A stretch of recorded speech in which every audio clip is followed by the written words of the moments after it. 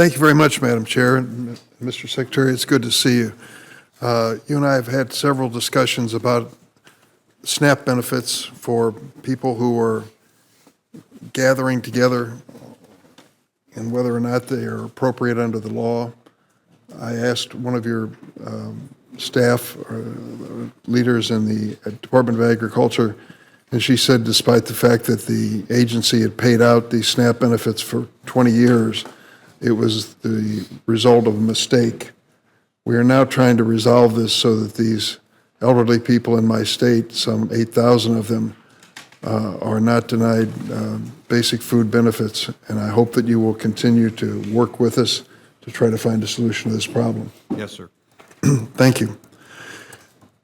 So, Mr. Secretary, we all know, you and I know the Midwestern farmers better than most, and know that they need solid proof before they are convinced of most things.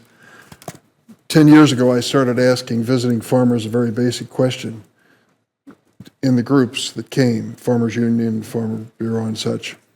Do you believe that human activity has any impact on our climate and environment?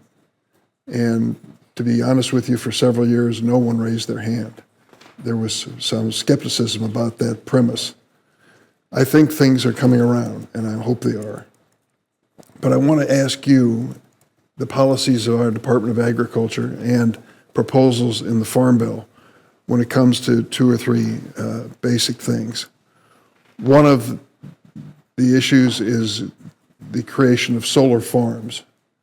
Farm organizations are arguing that it takes prime farmland out of production, and therefore they are opposing solar farms.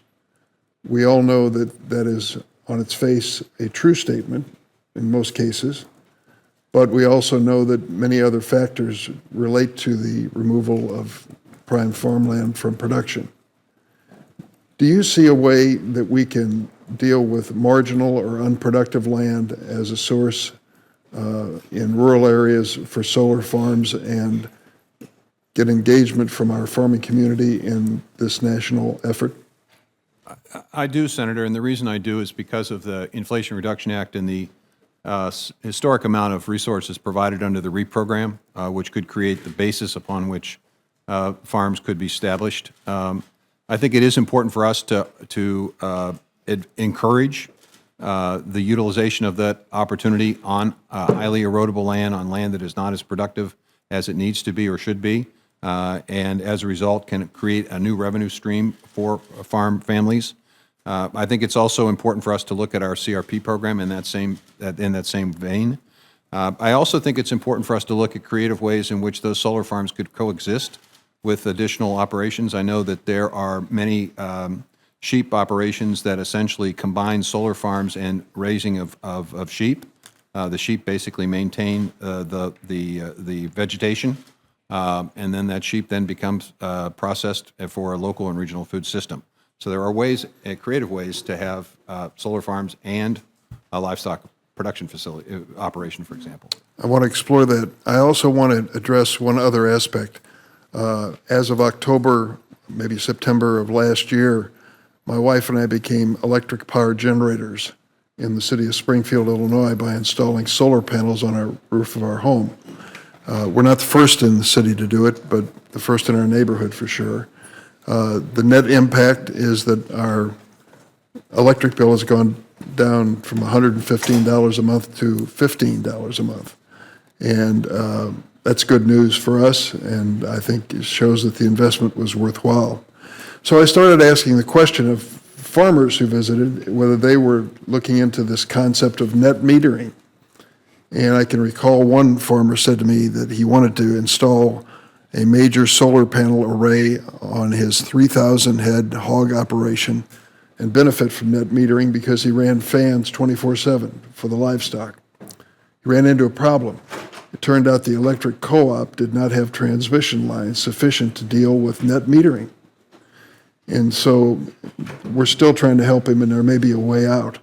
But the problem is if we have to deal with each farmer connecting up to the proper transmission arrangement, it becomes prohibitive. You mentioned the REAP program.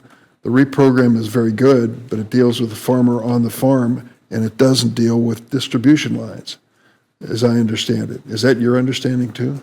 That's correct, but there's another part of the Inflation Reduction Act that does potentially respond to your concern, which is the effort to help RECs decarbonize their generation capacity.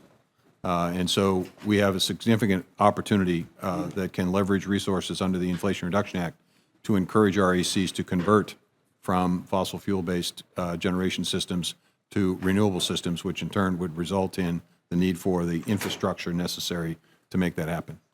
Are you aware of any electric co-ops in rural areas that are pursuing this? We're just beginning the process because of the passage of the law. I think you will see and hear more about that this year, later this year, as we begin the process of reaching out to RECs and making a request for application and see what kind of interest there may be. Great. Thank you very much, Mr. Secretary. Thanks, Madam Chair.